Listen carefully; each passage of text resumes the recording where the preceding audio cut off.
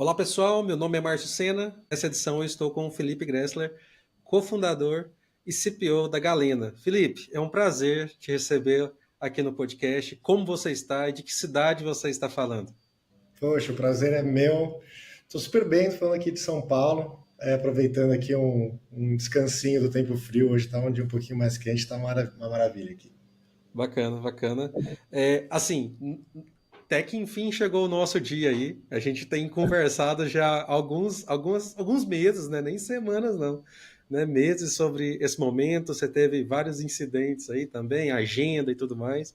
Mas que bacana, fico bem feliz mesmo de falar contigo, porque eu admiro muito a Galena mesmo. Assim, acho que tem muita correlação ali, o que a Impulso faz com o que a Galena se propõe e faz também. Então, por isso que eu queria muito ter essa conversa. Então, obrigado mais uma vez.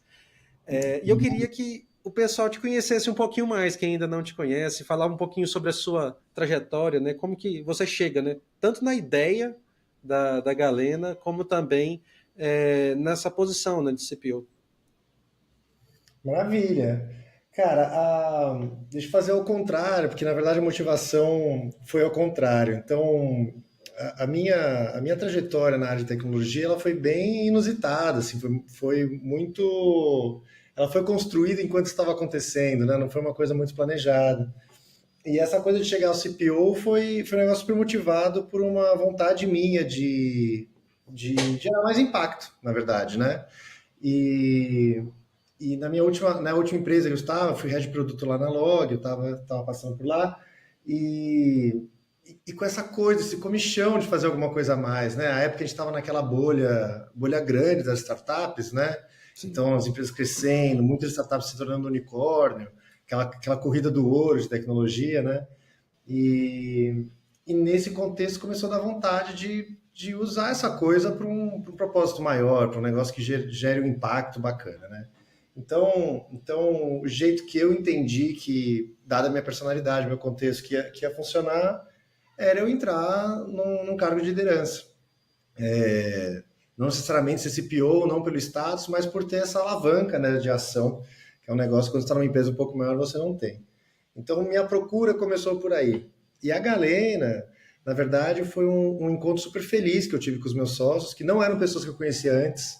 A gente acabou se conhecendo, aquela coisa de LinkedIn, um manda mensagem para o outro, marca um almoço, se conhece. E a gente acabou se dando super bem. Era uma turma que estava saindo de uma jornada grande em educação, que também tinham Bacana. passado por uma empresa super grande, eles passaram ali pela Somos Educação, e também estavam com esse comichão de a gente também quer fazer alguma coisa de impacto, e eles que trouxeram esse ângulo de educação, e aí foi a união perfeita, né? Eu vinha com a bagagem da startup, da tecnologia, por uma sorte, a experiência em vários ramos, em várias formas de aplicar tecnologia, e eles com essa coisa da educação. E aí a Galena sai daí. Saiu mais de uma vontade de fazer algo do que necessariamente uma ideia específica de negócio. Não, a gente não nasceu necessariamente de enxergamos uma oportunidade, a gente nasceu mais de uma vontade de fato trabalhar junto e fazer alguma coisa que importe, né, que ajude o país ou as pessoas de um jeito significativo. Que bacana, bacana. Assim, tem muito contexto aí que a gente pode explorar. Assim, dentro, você falou da sua experiência já como um head de produtos, em empresas já consolidadas ali, e essa vontade de impactar, mas é curioso que a sua formação, acho que ela não é em tecnologia em si, né? Tem algo, tem uma origem um pouquinho diferente, né? Como que você vê a sua formação, né? Mas também somada a essa vasta experiência que você tem em produto, em tecnologia, como que isso capacita, né, na posição, né, de um product manager, de um head de produto e agora de CPO, assim, como que isso soma, como que isso se encaixa minimamente? Essa pergunta é ótima. Bom, para quem não sabe, eu sou formado em arquitetura, né? Então eu fiz a faculdade, acabei nunca trabalhando como arquiteto de verdade, mas a faculdade de arquitetura ela é muito prática, né? Você é uma profissão muito prática, né? Você tem que fazer as coisas, tem que viver no mundo real. E então é uma coisa super interessante da natureza da arquitetura mesmo, que é um trabalho que não tem como fazer sem ser em conjunto. né? Você não executa de verdade, né? O arquiteto ele é Uhum. um desenhista, um projetista. Você tem que desenhar algo para alguém construir, né?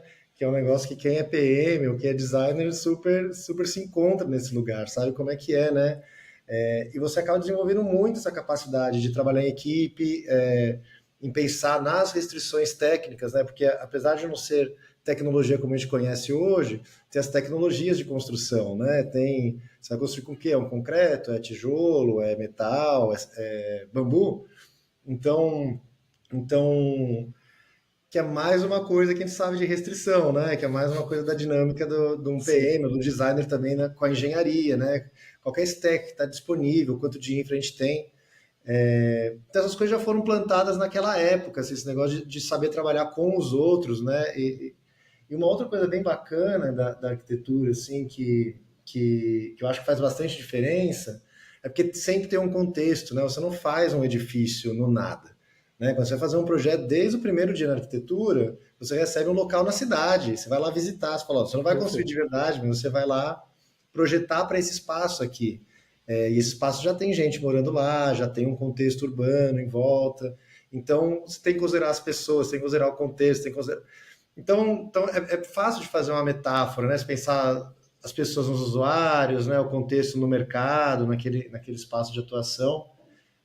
Você tem lei, você tem limitação do que você pode construir, a altura, o espaço, né? O zoneamento. Então é um negócio que você acaba tendo que trabalhar em volta de um monte de coisas, das capacidades técnicas, das limitações legislativas e por aí vai. Então isso é muito bacana. Isso é um negócio que já te coloca num lugar de ter que pensar no todo. E o arquiteto raramente é a pessoa técnica que sabe profundamente algo. Né? Tudo bem, você vai ter arquitetos que são especialistas, talvez em arquitetura comercial, industrial, residencial, seja o que for, mas em geral são generalistas, né? Você está tentando fazer tudo funcionar ali, fazer né, considerar tudo isso e entregar no final um produto, né? Um espaço, um produto que funcione.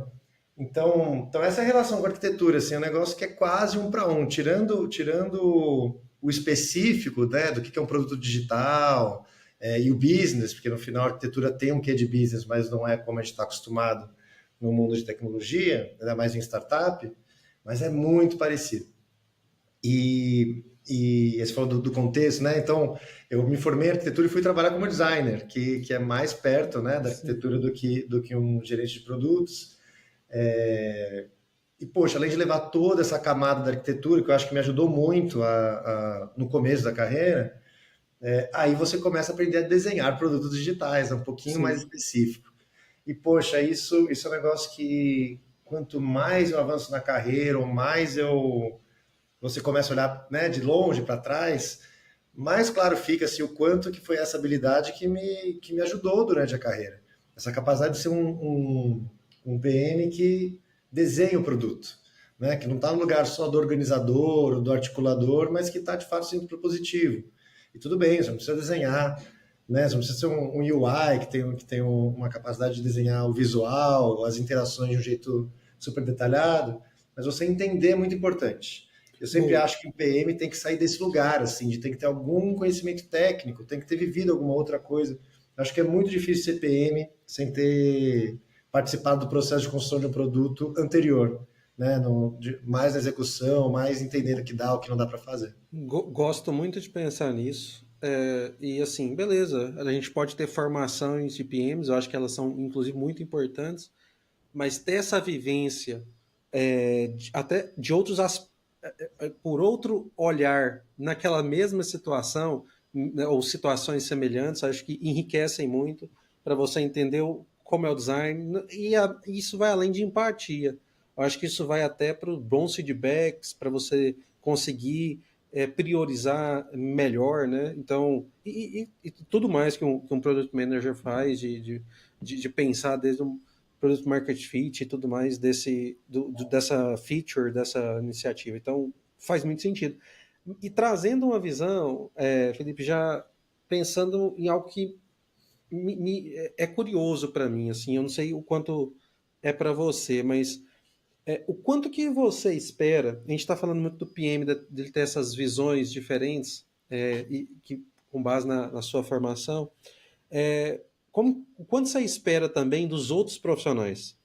Estamos falando dos devs, estamos falando dos designers, do time de qualidade, de qualquer outro integrante desse time. O quanto que você acredita que é importante ele ter conhecimento de produto? Ou ele se importar além do que a sua especialização, mas ele ir além em métricas, em ciclo de vida, em lançamentos, talvez não da mesma profundidade que um PM, mas ele também se envolver minimamente nisso. Faz sentido ou é algo que, Márcio, o mercado está tão complexo que quando eu encontro um especialista eu já estou muito feliz? Essas são duas perguntas. Essa última eu posso responder depois, que essa da dificuldade do mercado é real, mas eu acho que é muito importante todo mundo que está trabalhando em conjunto ter uma visão cruzada mínima do trabalho do outro. Então, a engenharia tem que entender um pouquinho de design. Não precisa saber fazer o trabalho, mas tem que entender a importância, o lugar, né? Qual que é a função daquela coisa. Como o designer tem que entender de engenharia e produto também. Eu acho que tem a carreira de produto, do jeito que a gente conhece, ela é razoavelmente nova, né? Ela não tem muito tempo. E a dinâmica entre até a definição do que faz um PM, né? Se a gente abrir essa Sim, caixinha aqui, dá para ficar horas e horas discutindo o que faz um exato. PM, né? Cada empresa vai ver de um jeito, cada pessoa vê de um jeito, cada time vê de um jeito. Então está chegando um pouquinho depois. Então engenharia e design já se entendem um pouquinho melhor. Mas é um tripé, às vezes, né, não é nem um tripé, você tem dados aí no meio também, que é um negócio que é super importante, Perfeito. que se fala pouco nessa discussão, mas também é outra habilidade que não dá para fazer um produto sem. Tem um negócio que eu falo sempre, assim, eu acredito muito, a gente tem que lembrar o tempo todo que a gente está construindo um produto. Tem a engenharia para isso, tem o design para isso, tem dados para isso, mas no final, se todo mundo entender que está construindo um produto, se facilita muito mais. Muito dos atritos que os times acabam tendo, acaba participando dessa parte. Isso é bom para engenharia, isso é bom. O designer quer A, o engenheiro quer B. Aí vem o PM e fala, gente, é C, imagina. Isso em geral acontece, claro que as pessoas vão ter opiniões divergentes, mas se todo mundo tiver com opiniões divergentes, no final lembrando que você tem que fazer um produto que é bom para o usuário e para a empresa, né, que é uma coisa que se fala pouco também, as coisas funcionam. Então uma coisa que aqui na Galena a gente fala muito um com o outro, que a gente acredita muito que as coisas aparecem na oportunidade técnica. Né? Empresa Sim, pequena, está começando, não adianta nenhum indivíduo falar, tive uma ideia. No final, você tem que ver um negócio que é uma boa ideia, é fácil de executar. E muito da magia das equipes está como elas comunicam, né? O quão perfeito. desformatada você consegue trazer uma ideia para todo mundo poder cooperar e achar essa oportunidade técnica. Como é que a gente executar algo que entrega o espírito disso que a gente quer fazer, né? Não a coisa exata.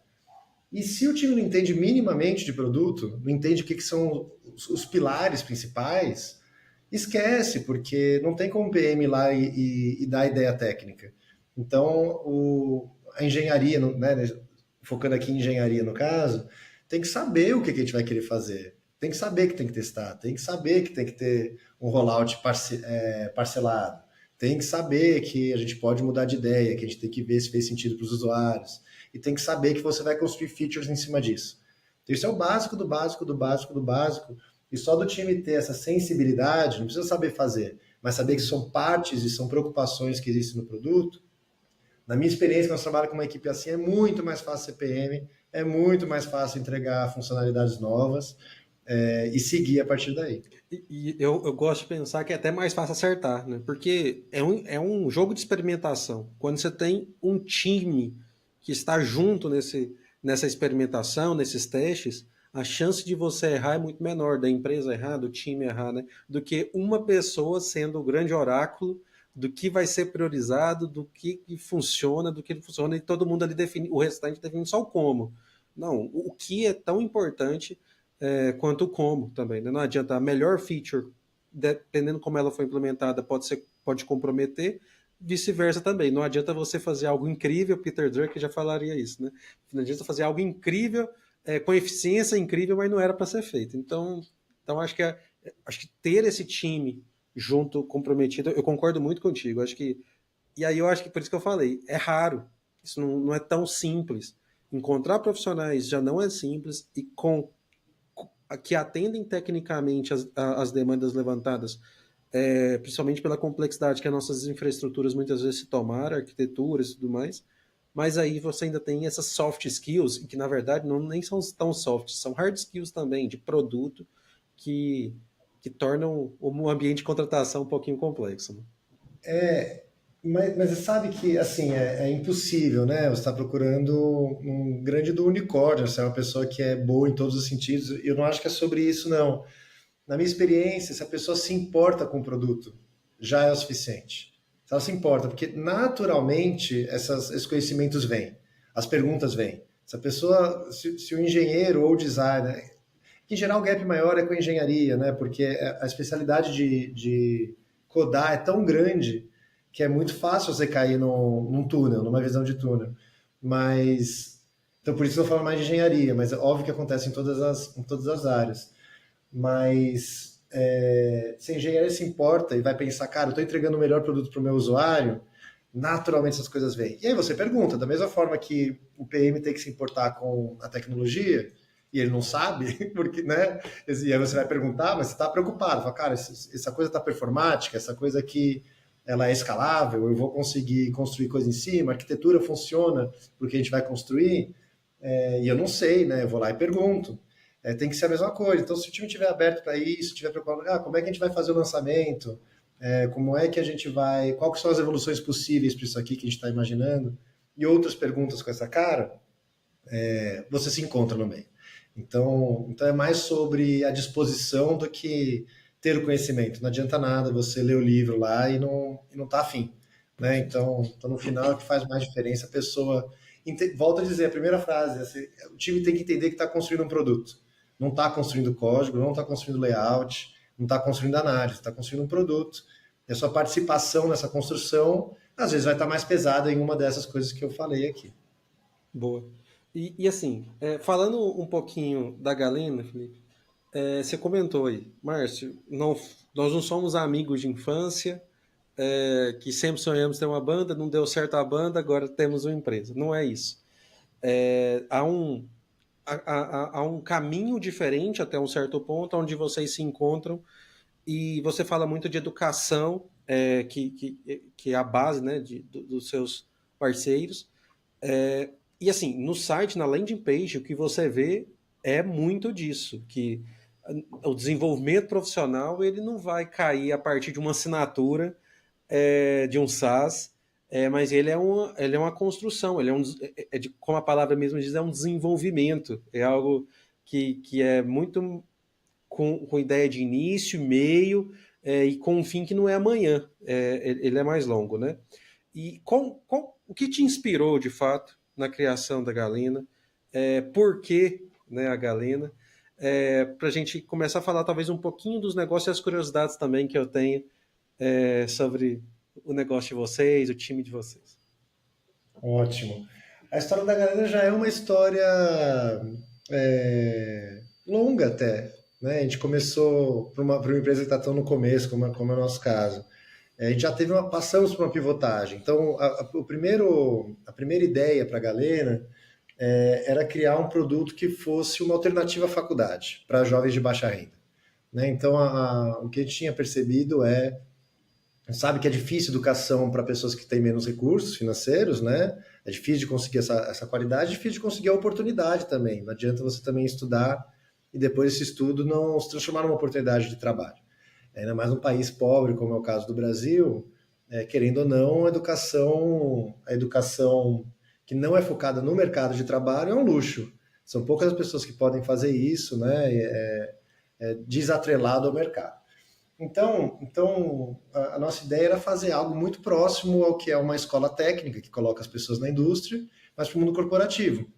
E, de novo, a gente estava no auge, né, das startups aqui, as empresas todas crescendo muito, contratando muito, e a gente chegou à conclusão que se a gente pegasse essa garotada que estava saindo aí do ensino médio e fizesse um curso rápido de nosso alvo era 4 meses, a gente consegue preparar eles para empregos de entrada em empresas para o mundo corporativo. Então, vendas, né? Venda de produtos não complexos, atendimento, operações, funções de back-office e por aí vai.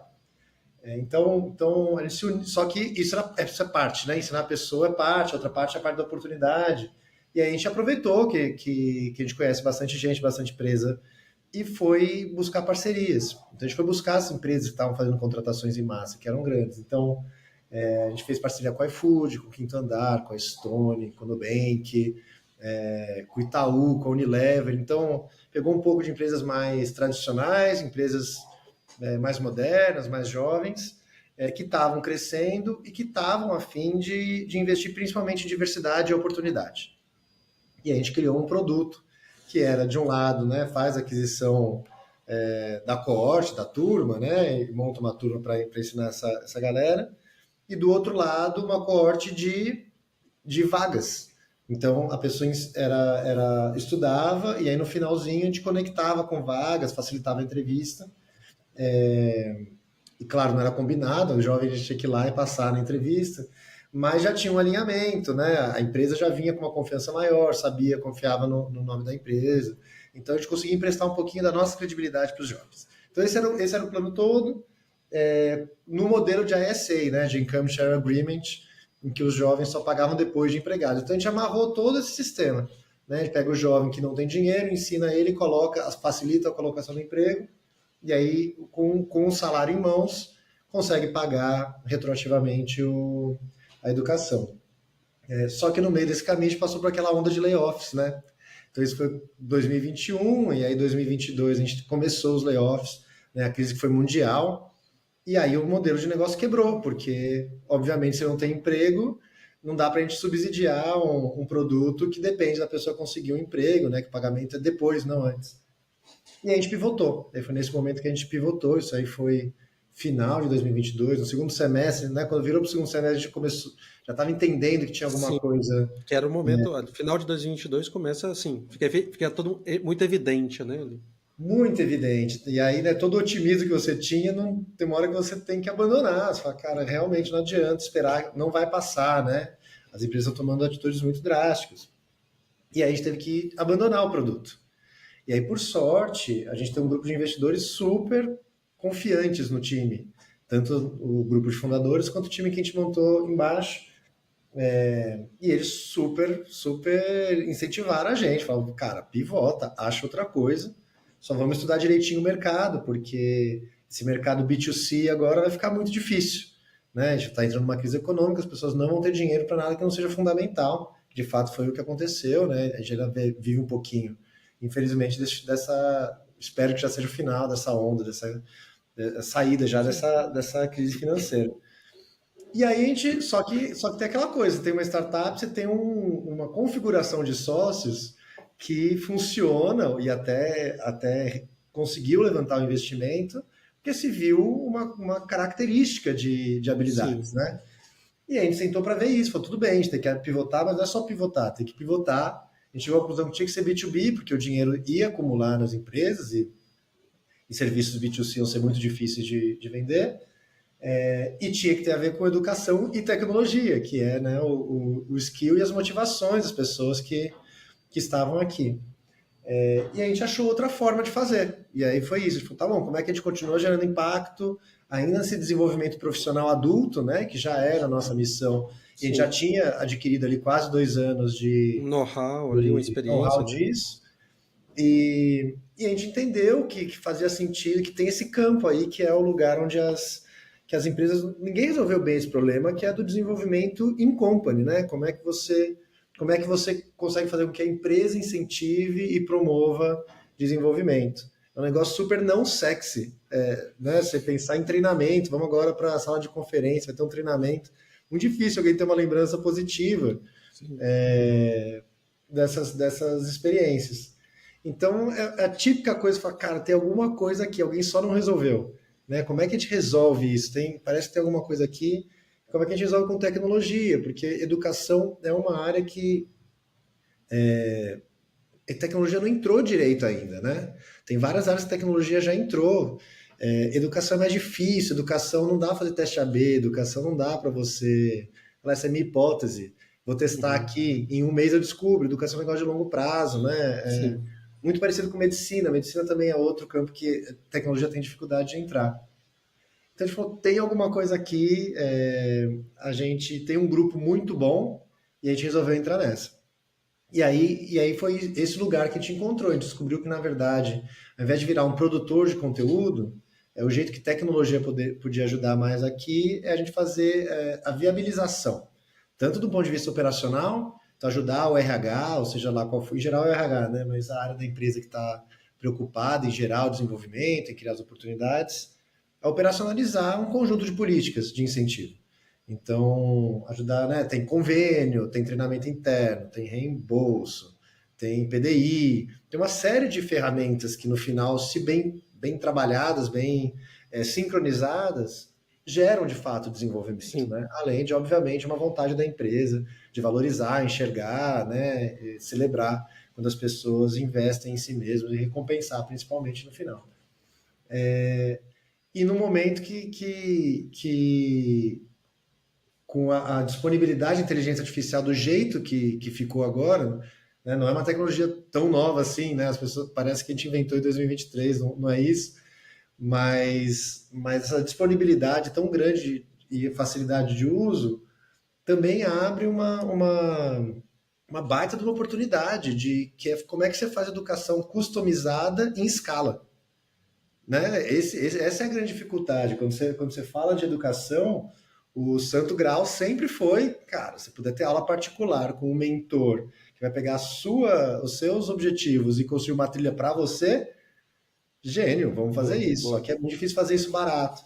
E Sim. agora, com as capacidades que a inteligência artificial trazem, isso também fica disponível. Então, essa mistura de conseguir personalizar em escala, né, usando uma inteligência treinável, né, consiga usar uma metodologia que seja desenvolvida não pela inteligência artificial, mas por profissionais de educação mesmo. E um ferramental que facilita e barateia também a implementação dessas políticas, é o que a gente acreditou, está acreditando e tem tido bons resultados, que vai de fato gerar desenvolvimento, engajamento e em algum momento, crescimento de carreira, né? Perfeito.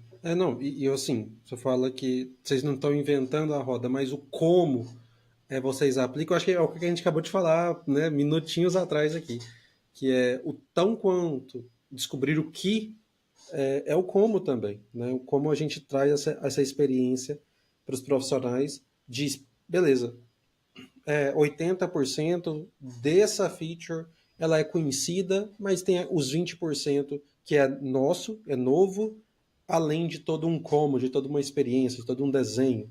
Então, acho que tem uma junção para que produtos deem certo, que não é simplesmente inovação, que é eu tenho a eureka, né? Eu tenho o próximo passo do RH mundial. Não, a inovação, ela também, ela engatinha a partir de incrementos ali. E pensando na competitividade aí do mercado, Felipe, quais que são os principais diferenciais que você encontra, que a gente pode encontrar hoje na Galena, e que destacam nesse ambiente? Você falou um pouquinho de IA, não como o único o gerador de conteúdos e tudo mais, mas como um apoio importante somado à experiência de educadores.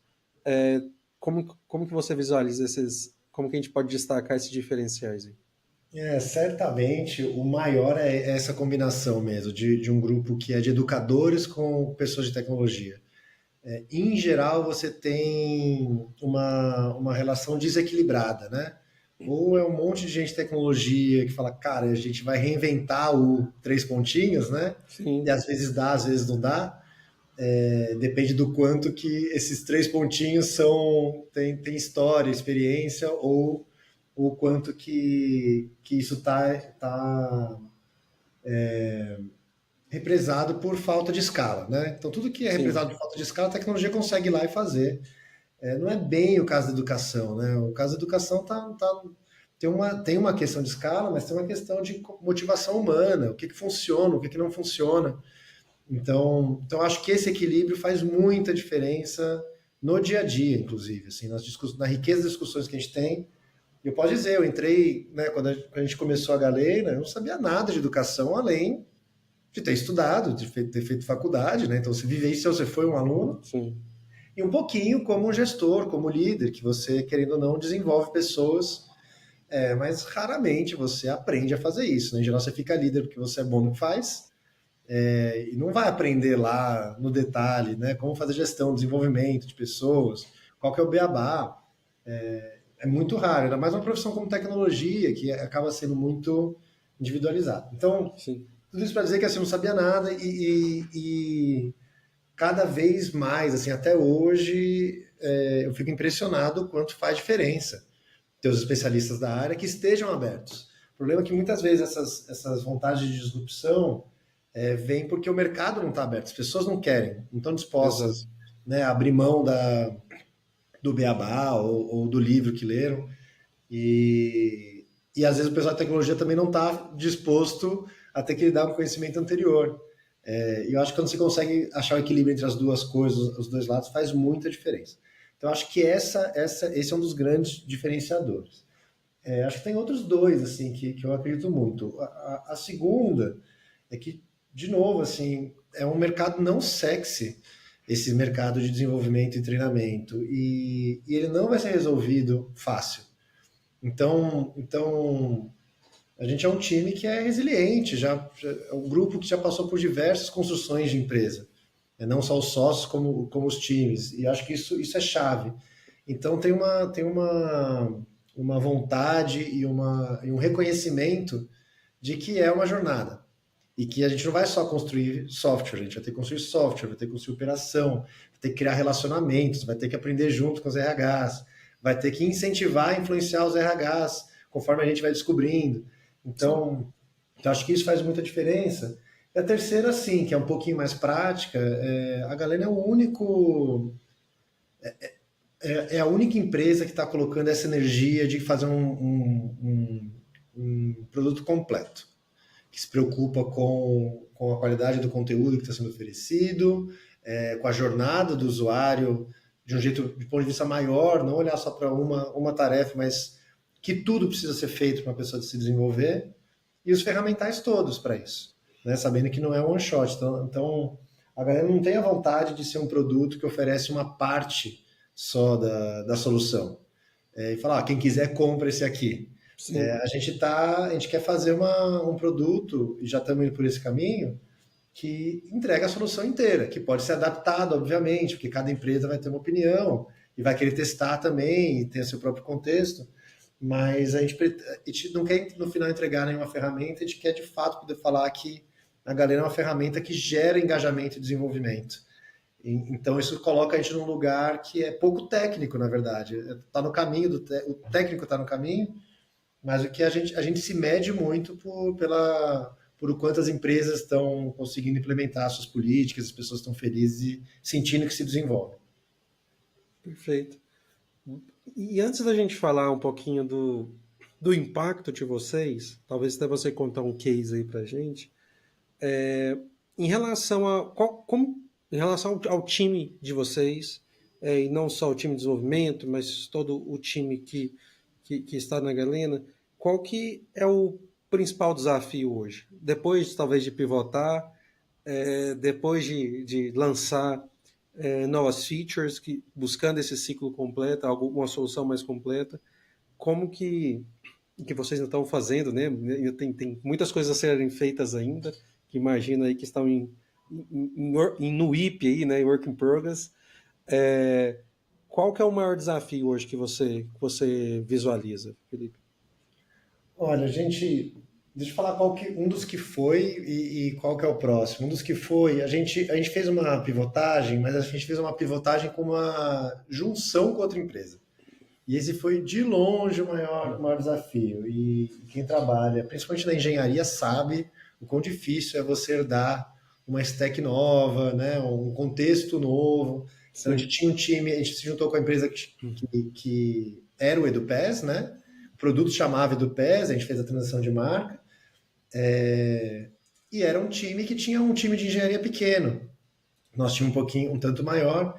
Então, obviamente, a cultura e as técnicas, os processos todos ficaram na galena, porque a maioria, em geral, acaba tendo um peso maior nas decisões, e um time que já estava trabalhando há um bom tempo juntos. Então, isso foi um baita de um desafio. As culturas das empresas eram bem parecidas, mas entre mudar, né, para engenharia, e ainda está mudando, né, e segurar a engenharia para não refatorar tudo, né, e acho, mas também não viver com a situação atual foi e ainda é bastante desafiador. A gente está longe de estar num lugar de conforto aí para o time. O time ainda está, um ano depois, ainda está descobrindo coisa nova, né? Conforme vai mexendo em Sim, funcionalidades antes pouco tocadas. E a mudança de estratégia, porque a junção da empresa com a EduPass foi uma junção combinada de mudar a estratégia entre as duas empresas. Né? A gente se juntou, conversou o que todo mundo queria fazer e falou, tá bom, tem uma nova estratégia que se a gente juntar a gente consegue executar. E esse ainda é um desafio, porque quando o EduPass passou alguns anos se posicionando de certa forma no mercado, fechando contratos com promessas de proposta de valor bem específicas. E a gente conseguir fazer essa virada, essa visão que eu descrevi agora há pouco, tem que ser devagar. Não dá para sim, você virar do nada. E que não conversa muito com o que você imagina. Você fala, pivotei. Pivotar é virar completamente, né? Você vai de um sim, lado, vai absolutamente para o outro lado. Só que a gente pivotou do nosso. Mas quando a gente se juntou com o Edupé, a gente não uhum, pivotou o negócio deles. A gente está sim. virando da forma mais rápida, porém suave possível. Então, esse foi e continua sendo o nosso maior desafio.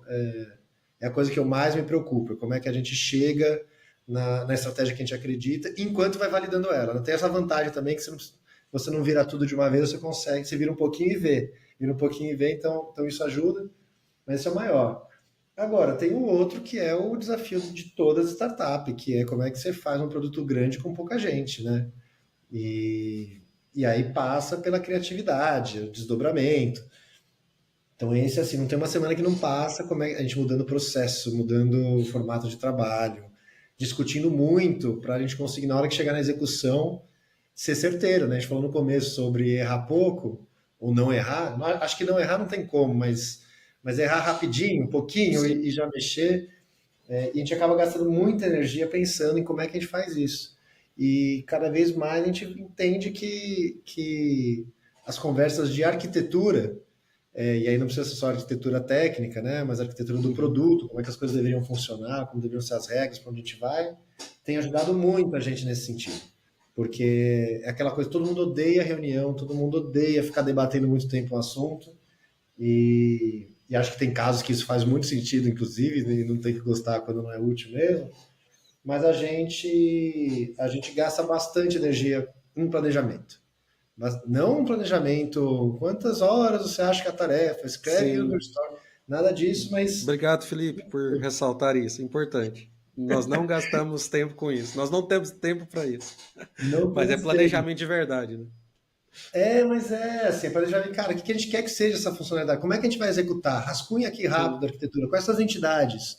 Como que elas conversam? Qual que é a regra? Muda a regra, qual que é o fluxo? Lousa, rascunha, ranetão. Então, assim, e a gente gasta uma baita de uma energia fazendo isso. Tem planning, tem sprint? Tem, claro que tem. Descreve a tarefinha. Tenta dar uma ideia de quanto. Tenta, claro. Porque a gente até tentou abrir mão disso. A mesma reação que você teve foi a que eu já tive várias vezes na vida. Cara, eu não aguento mais fazer aqui o poker play. Você pode escolher é, qualquer uma, né? isso, Deus me livre, Plano em Poker. Planning poker, Aí, tamanho de camisa, essa é PMG, quantos pontos? Gente, exato. Então, quanto eu isso já aqui é tive. importante, né? Exato, e sim, tem uma grande parte que não é, mas tem uma parte que é. Acho que Planning Poker, não, sim, honestamente, esse especificamente, só porque a gente implicou com alguma coisa aqui, esse eu vejo bem pouco valor. Mas o tempo de você descrever bem uma tarefa, de você definir Perfeito. bem o escopo dela, você ter uma ideia, falar, cara, eu acho que nessa sprint aqui, as 2 semanas, tá bom, a gente consegue fazer essas aqui. Pô, tá ótimo. E aí tudo bem, conforme você vai ficando mais especialista, você pode entrar mais no detalhe. Mas tudo isso tem que ser feito para você fazer rápido. Essa parte tem que ser rápida. Essa parte do quantas tarefas cabem em dado espaço de tempo tem que ser muito rápido. Aqui, coisa que não tem que ser rápida é que é essa tarefa? O que é o conjunto de Sim. tarefas que entrega uma feature? E que, lembrando que o PM daqui a 6 meses vai pedir para criar uma nova feature em cima dessa. A gente está se preparando para Exatamente. isso. Então, a gente gasta muita energia com isso e menos proporcionalmente na execução, porque aí você erra muito menos. E o que Pois é. você acha de corte de escopo nesse processo é mágico, é Se paga, inesperado, né? E é uma horinha que corta um escopo de 2 semanas muitas vezes, né? Então, com muita e de um facilidade. investimento enorme, né? Bacana. Exato. É, e pensando em cases, Felipe, da Galena em si, você lembra que vem na sua memória aí alguma história de sucesso? E aí pode ser de uma turma, pode ser de um profissional, ou até mesmo de um parceiro de vocês, um cliente de vocês, B2B, que não necessariamente você precisa citá-lo aqui, o nome, mas de algo que houve impacto aí para vocês. Ah, não, super dá para compartilhar. Dá uma vontade, vou compartilhar bem rápido uma da nossa do primeiro produto, que apesar de ter terminado, foi um negócio super bacana, assim. Acho que dessa história você quer contar, leva para a vida, você fala, tive a experiência. Sem dúvida. Então, o primeiro produto da Galena, né, que era esse substituto aí à faculdade, uma alternativa, né, à formação superior.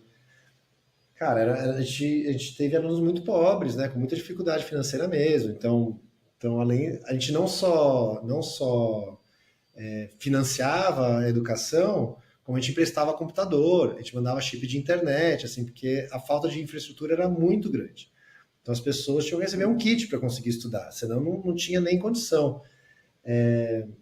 Então a gente via dentro da casa das pessoas, né? E a gente ficava amigo, a primeira turma, todos nós participamos muito do processo de educação. Eu fiz mediação de papo, eu fiz palestra, a gente tinha de tempos em tempos a gente fazia apresentação do trabalho, a gente fazia tipo uma banca para participar. Então a gente se conectou muito. A primeira turma eu me conectei muito, as seguintes eu um pouquinho menos, obviamente as outras pessoas que estavam mais na operação mais.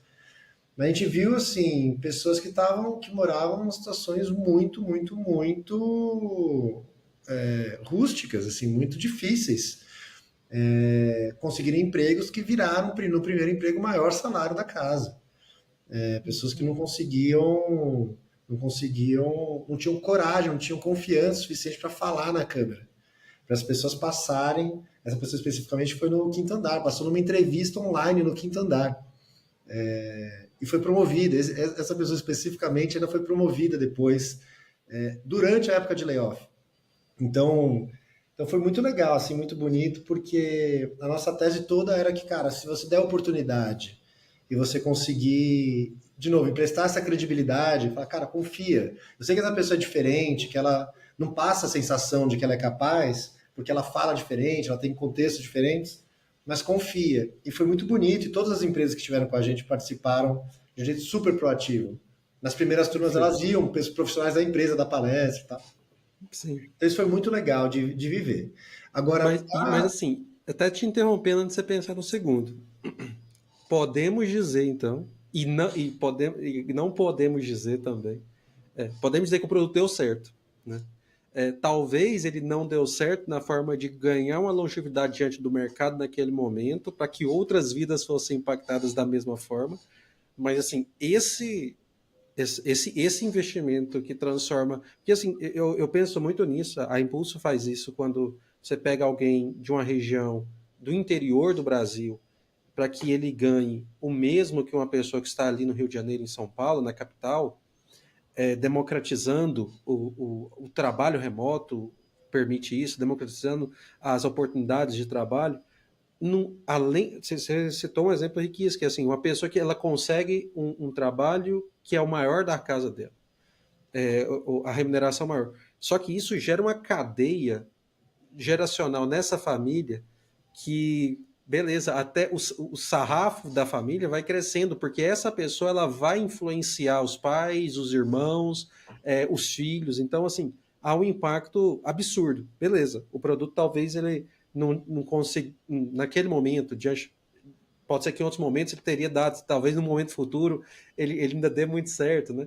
Mas naquele momento ele não conseguia mudar tantas histórias e gerar um retorno para que isso se tornasse recorrente, mas para mim isso é riquíssimo, então a gente pode com certeza falar que é de sucesso, de um produto que teve sucesso dentro de um tempo possível. Mas que bacana. E é bom ver o brilho do seu olho aí contando essa história. Não, é super. Me arrepiou contando a história, porque é muito legal, né?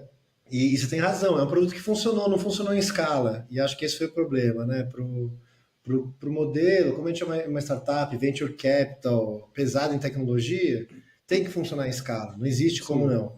Então, infelizmente não funcionou. Mas assim, a validação, que é um negócio que eu tinha muita dúvida no começo, de que você consegue pegar uma pessoa que se formou na escola pública, que não teve nenhuma oportunidade, nenhuma referência na vida, e você em 4 meses consegue colocar ela numa empresa que todo mundo sonha em trabalhar, e essa pessoa vai bem, não é que ela vai lá e fica de favor, ela vai bem, tudo bem, com uma lombada grande no começo, isso aconteceu mesmo, por isso que a gente precisava estar lá, a gente acompanhava durante os primeiros meses do emprego, sim.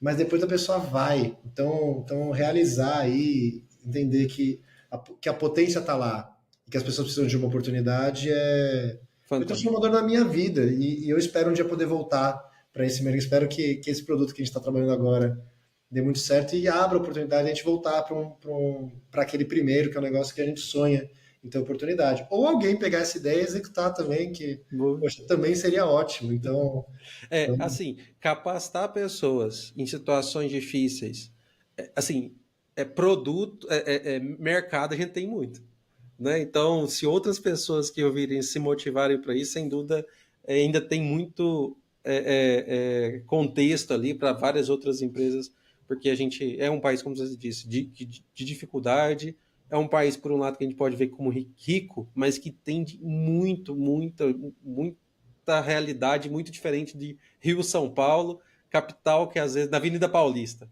né? Que a gente eu que estou no centro do Brasil, que eu também posso falar, eu posso me esconder aqui e não ver nada também aqui em Anápolis.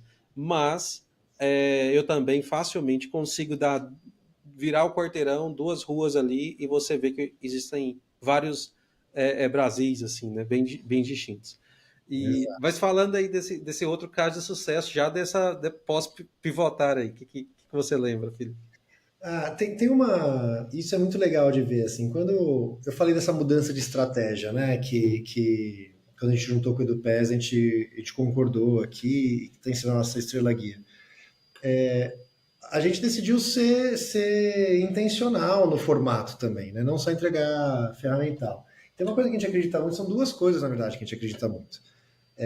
A primeira, e as duas são sobre engajamento. Então, quando a gente entrou nessa nova jornada aí juntos, os nossos investidores falaram, cara, legal, esse business plan faz sentido, a gente acredita no time de vocês, tamo junto, vamos lá, vai ser legal demais, mas vocês sabem que o problema desse produto é engajamento, né? Assim, como é que vocês vão convencer as pessoas a estudarem? Ninguém Sim, gosta de treinamento, ninguém gosta de...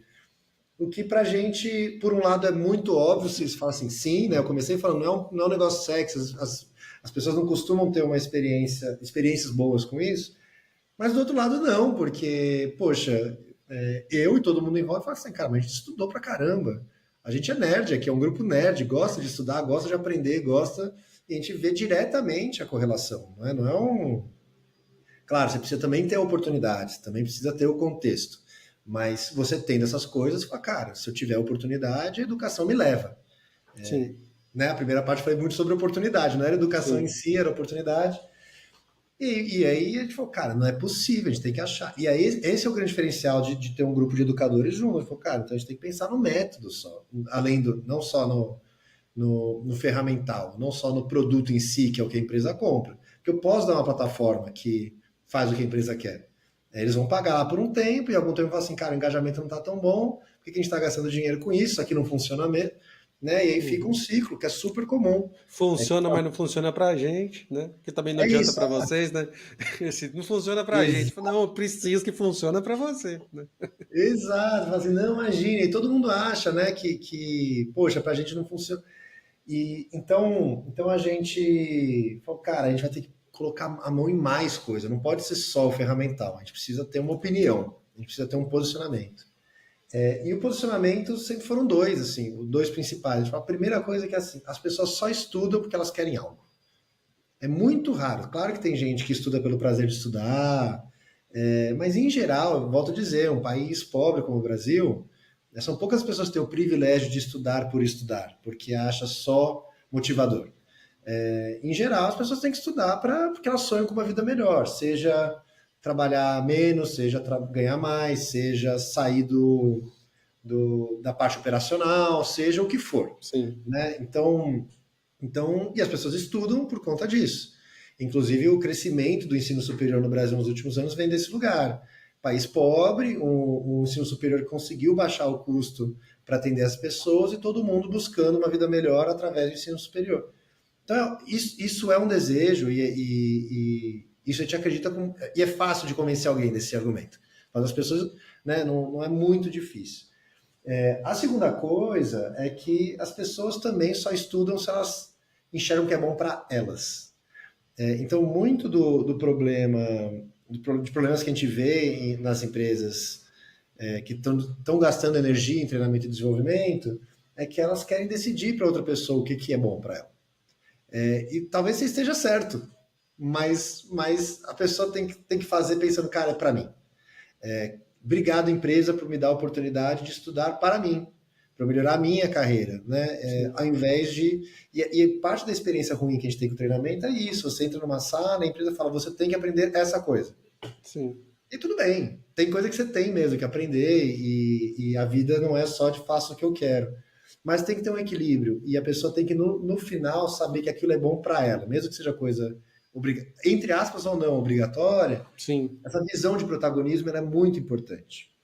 Então a gente cria um produto com essas são as nossas opiniões. E tem uma empresa que é nossa cliente que é fã, e não é que a gente inventou, eles já sacaram isso antes de contratar a gente. E já vieram com essa energia de, olha, aqui a gente não vai obrigar ninguém a nada. A gente vai criar uma política de reembolso aqui abrangente. A gente não vai controlar que curso que a pessoa pode ou não pode fazer. E parte do que funcionou é que, como a gente tem um catálogo gigantesco de cursos na plataforma, eles falaram, bom, se está na plataforma de vocês já vetaram, né? Vocês já sabem que é uma instituição que faz sentido, é um curso de sim. verdade, não é golpe, né? Uhum. E liberaram, falaram assim, as pessoas podem fazer o que for. E eles fazem, assim, um investimento em reconhecer e divulgar as pessoas que estão se desenvolvendo, e de fato ir lá e aplaudir, e faz a cerimônia e dá a oportunidade. E essa combinação assim, é um negócio estrondoso, do tipo 60% das pessoas da empresa estão estudando nesse momento, o que é um Um número número incrível, incrível. incrível. E você vê outras empresas usando a mesma plataforma, que é a nossa, que não enxergam da mesma forma e tem um pouco mais de dificuldade. E aí tudo bem, claro que o contexto é diferente, não estou falando que é só por conta disso, mas essa visão do protagonismo e da recompensa resolve esse problema, que é um problema mítico, de que as pessoas não querem aprender, não querem treinar, não querem participar, se puder falta, né? Então essa é uma coisa pequena e grande que a gente faz aqui, que a gente se mete, de certa forma. Claro, a empresa faz o que ela quiser, mas a gente se propõe a ajudar e Sim, dá opinião e faz muita diferença, porque só o ferramental, se fosse só o ferramental, estava resolvido. bacana, bacana. Assim, eu gosto dessa palavra engajamento, porque ela se alinha muito comigo como head aqui de comunidade aqui também, que é o grande desafio, e que não é assim, não é simplesmente o engajamento, você olhar para ele, mas existe toda uma técnica desde o primeiro momento, desde a proposta de valor para que você alcance, né? Se a gente olhar só para o engajamento como o único problema e ali é o único lugar para se resolver, tende a ser um desafio bem mais difícil. E eu gosto da proposta de vocês, que ela vem desde muito antes, já pensando em, beleza, eu tenho um problema de engajamento lá na ponta, mas que ele é resolvido durante toda a caminhada aqui, durante toda a proposta. Riquíssimo. E pensando, para a gente fechar já, Felipe, existem novas funcionalidades, direções estratégicas, iniciativas da Galena que ela planeja aí pelos próximos anos, algo que você já possa falar para a gente? Posso. Você sabe perguntar para PM qual que é a próxima coisa do roadmap. Isso é uma coisa que você aprende na vida é fugir dessa pergunta. Mas não, mas já tem sim. A gente acredita muito em funcionalidades que de alguma forma guiam a pessoa.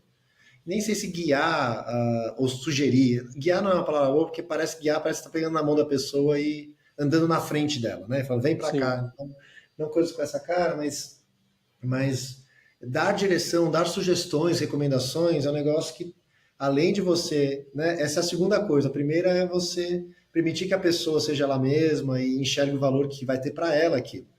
E a segunda é dar caminho. Então, a pessoa que já sabe o que ela quer fazer, é mais fácil, né? Você fala, olha, você quer fazer tal coisa aqui, ó. Você quer ser um cientista de dados? Que legal. Toma aqui, ó. Esses são os cursos, né? É perfeito. muito mais fácil. Quer dizer, não é trivial você ter um catálogo, mas é um tanto mais fácil. A próxima etapa tem que ser esse direcionamento, ou essa ajuda para a pessoa explorar. Então, a gente está investindo muito nessa visão São duas visões, né? Que é o skill-based learning, né? Que é você começar a quebrar as coisas mais em habilidade.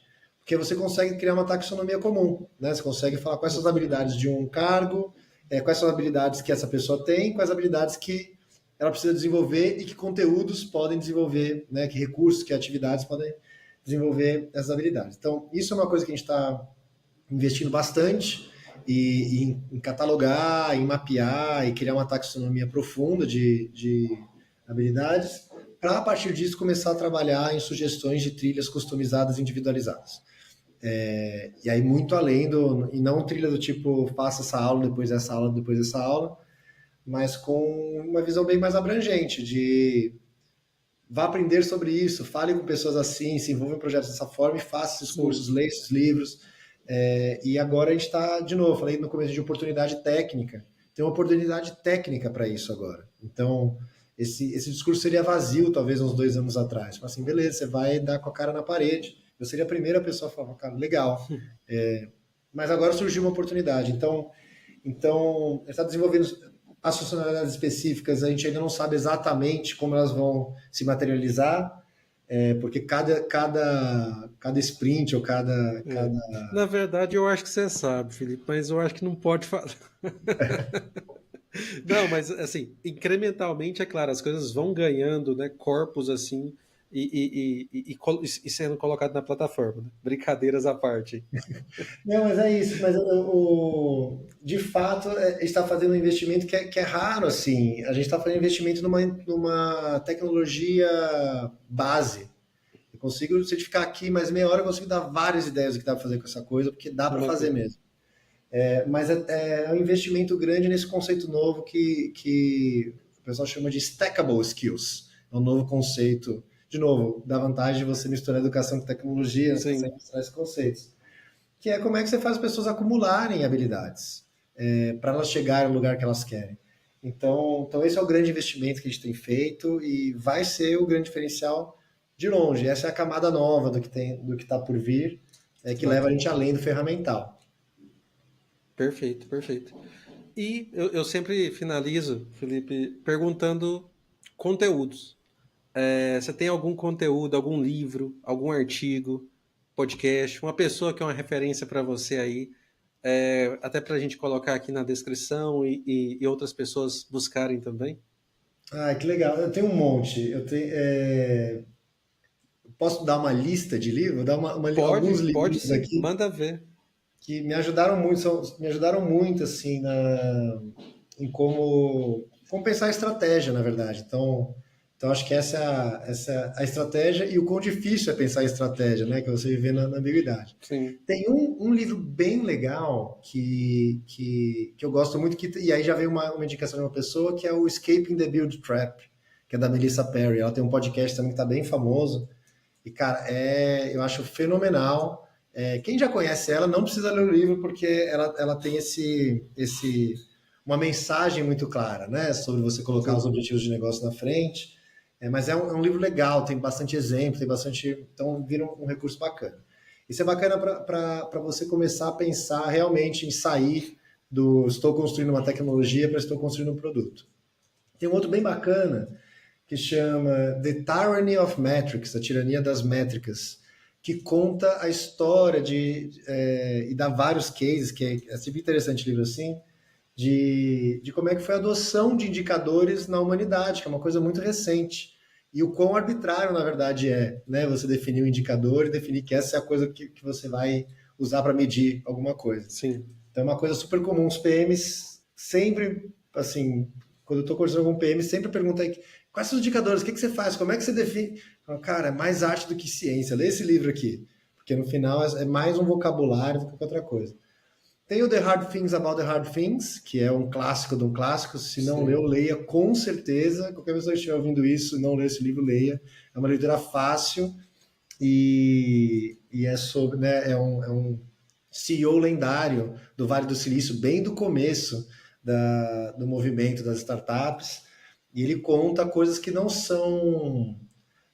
se você é uma pessoa de tecnologia, você não espera que ele vindo de um histórico de tecnologia, que essas são as coisas que ele se importa.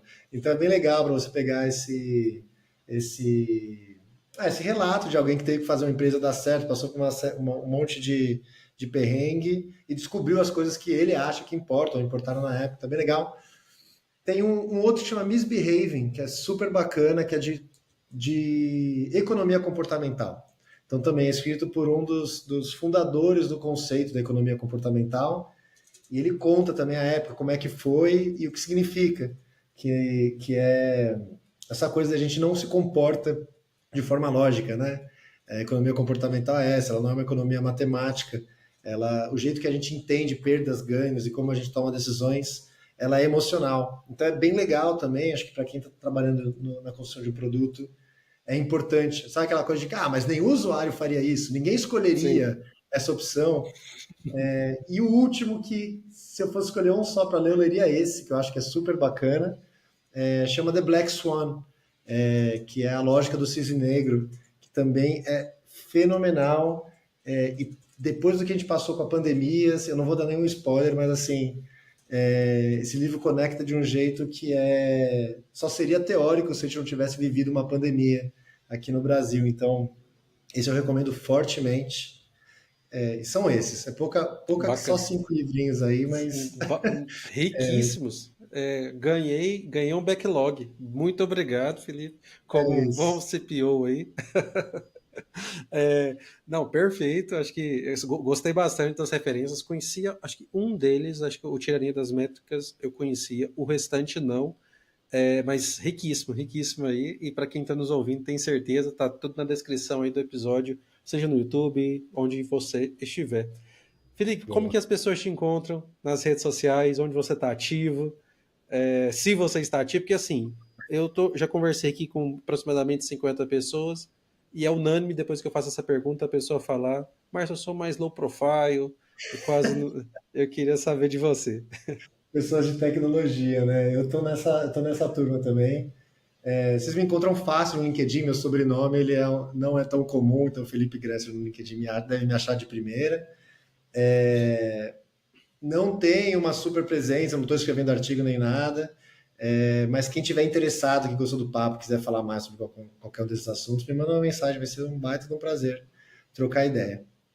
Perfeito. Felipe, muito obrigado pela sua disponibilidade, por esse papo muito bom, riquíssimo, assim, conhecer a Galena pelos seus olhos, de um fundador, de uma pessoa que está à frente ali, né, das novas features, das inovações. Isso é riquíssimo para quem está nos ouvindo, seja como C-level em outra empresa, como desenvolvedor, como pessoa de produto. Então, muito obrigado, viu? Muito obrigado a você, foi um baita de um prazer. Muito obrigado por assistir mais um episódio do High Tech Podcast. Deixe seu like, avalie com 5 estrelas e compartilhe para que outras pessoas tenham acesso a esse conteúdo. É isso, pessoal, e até a próxima edição do High Tech Podcast.